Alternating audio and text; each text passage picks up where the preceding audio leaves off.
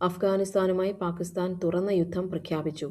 കാബൂളിലും കാണ്ഡഹാറിലും പാകിസ്ഥാൻ നടത്തിയ വ്യോമാക്രമണത്തിന് പിന്നാലെയാണിത്. അതിർത്തിയിലെ മാസങ്ങളായുള്ള സംഘർഷങ്ങൾക്കൊടുവിൽ പാകിസ്ഥാൻ ഔദ്യോഗികമായി അഫ്ഗാനിസ്ഥാനെതിരെ തുറന്ന യുദ്ധം പ്രഖ്യാപിച്ചു. വെള്ളിയാഴ്ച പുലർച്ചെ അഫ്ഗാൻ തലസ്ഥാനമായ കാബൂൾ, താലിബാന്റെ ശക്തികേന്ദ്രമായ കാണ്ഡഹാർ, പക്തിക പ്രവിശ്യ എന്നിവിടങ്ങളിൽ പാകിസ്ഥാൻ കനത്ത വ്യോമാക്രമണം നടത്തി. വ്യാഴാഴ്ച രാത്രി 6 അതിർത്തി പ്രവിശ്യകളിൽ അഫ്ഗാൻ സൈന്യം നടത്തിയ ആക്രമണത്തിന് തിരിച്ചടിയായാണ് പാകിസ്ഥാൻ ഓപ്പറേഷൻ റൈറ്റസ് ഫ്യൂറി ആരംഭിച്ചത്. ആക്രമണത്തിൽ 274 താലിബാൻ പോരാളികൾ കൊല്ലപ്പെട്ടതായും 115 ടാങ്കുകൾ പിടിച്ചെടുത്തതായും പാകിസ്ഥാൻ സൈന്യം അവകാശപ്പെട്ടു. അതേസമയം അഫ്ഗാൻ ആക്രമണത്തിൽ 12 പാകിസ്ഥാൻ സൈനികരും കൊല്ലപ്പെട്ടു. താലിബാൻ ആദ്യമായി പാകിസ്ഥാനിലെ നൗഷേര, അബോട്ടാബാദ്, സ്വാബി എന്നിവിടങ്ങളിൽ ഡ്രോൺ ഉപയോഗിച്ച് ആക്രമണം നടത്തിയത് യുദ്ധത്തിന്റെ ഗതി മാറ്റുന്നതായി വിലയിരുത്തപ്പെടുന്നു.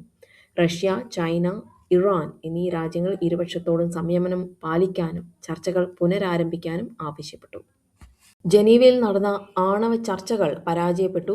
ഇറാന്റെ ആക്രമണ ഭീഷണിയെ തുടർന്ന് ഇസ്രയേലിലെ നയതന്ത്ര ഉദ്യോഗസ്ഥരോട് ഒഴിഞ്ഞുപോരാൻ യുഎസ് നിർദ്ദേശിച്ചു. യുഎസും ഇറാനും തമ്മിലുള്ള 3ാം ഘട്ട പരോക്ഷ ചർച്ചകൾ കരാറില്ലാതെ അവസാനിച്ചു. ഇറാനിലെ ഫോഡോ, നതാൻസ്, ഇസ്ഫഹാൻ എന്നിവിടങ്ങളിലെ ആണവ നിലയങ്ങൾ പൊളിച്ചുമാറ്റണമെന്ന യുഎസ് ആവശ്യം ഇറാൻ നിരസിച്ചു. ഇറാന്റെ ഭാഗത്തു നിന്ന് ആക്രമണത്തിന് സാധ്യതയുണ്ടെന്ന റിപ്പോർട്ടുകളെ തുടർന്ന് ഇസ്രായേലിലെ യുഎസ് എംബസിയിലുള്ള അവശ്യ ജീവനക്കാരല്ലാത്തവരോടും അവരുടെ കുടുംബത്തോടും ഉടൻ രാജ്യം വിടാൻ സ്റ്റേറ്റ് ഡിപ്പാർട്ട്മെന്റ് നിർദ്ദേശിച്ചു. യുഎസ് തങ്ങളുടെ ഏറ്റവും വലിയ വിമാനവാഹിനി കപ്പലും സ്റ്റെൽത്ത് യുദ്ധ വിമാനങ്ങളും മേഖലയിലേക്ക് വിന്യസിച്ചുകൊണ്ട് സൈനിക നടപടിക്ക് തയ്യാറെടുക്കുന്നതായി സൂചന നൽകി.